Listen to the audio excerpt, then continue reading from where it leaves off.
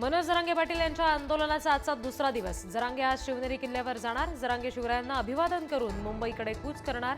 आज रात्री मुंबईमध्ये पोहोचण्याची शक्यता। मनोज जरांगे पाटील यांना आझाद मैदानामध्ये आंदोलनासाठी परवानगी। अटी आणि शर्तींसह एका दिवसासाठी आंदोलनाला परवानगी।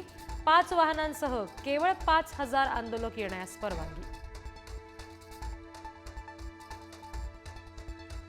मराठा आरक्षण उपसमितीचे अध्यक्ष राधाकृष्ण विखे पाटील आणि मंत्री उदय सामंत यांच्यामध्ये आज महत्त्वाची बैठक। बैठकीनंतर दोन्ही नेते जरांगेंची भेट घेण्याची शक्यता।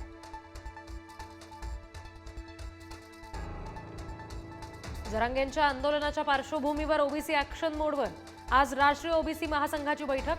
बैठकीत जरांगेंच्या मोर्चावर चर्चा होणार असल्याची माहिती।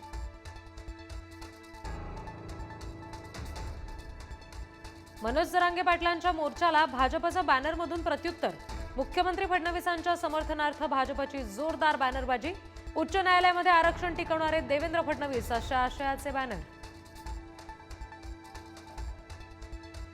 आज 1.5 दिवसांच्या बाप्पांचं विसर्जन। प्रशासनाकडून कृत्रिम तलाव तयार। गजाननाची मनोभावे पूजा केल्यानंतर आज बाप्पांना निरोप दिला जाणार।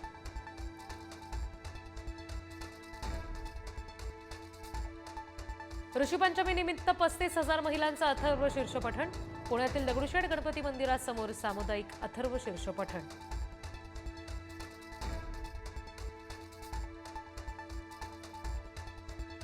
उद्धव ठाकरेंनी सहकुटुंब घेतलं राज ठाकरेंच्या बाप्पाचं दर्शन। उद्धव ठाकरे पहिल्यांदाच राज ठाकरेंच्या शिवतीर्थ निवासस्थानी। ठाकरे बंधूंमध्ये 2 तास कौटुंबिक गप्पा। शिवतीर्थावर एकाच फ्रेममध्ये दिसल्या ठाकरेंच्या 3 पिढ्या।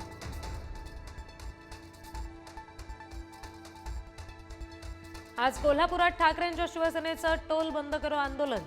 खराब महामार्गांवरील टोल वसुली बंद करण्याच्या सर्वोच्च न्यायालयाच्या आदेशानंतर शिवसैनिक आक्रमक। किणी टोल नाक्यावर करणार आंदोलन। संघा इतका तीव्र विरोध कोणत्याही संघटनेला सहन करावा लागला नाही। संघाच्या शताब्दी कार्यक्रमात मोहन भागवतांचं वक्तव्य। जगात कट्टरतावाद वाढल्याची देखील व्यक्त केली खंत।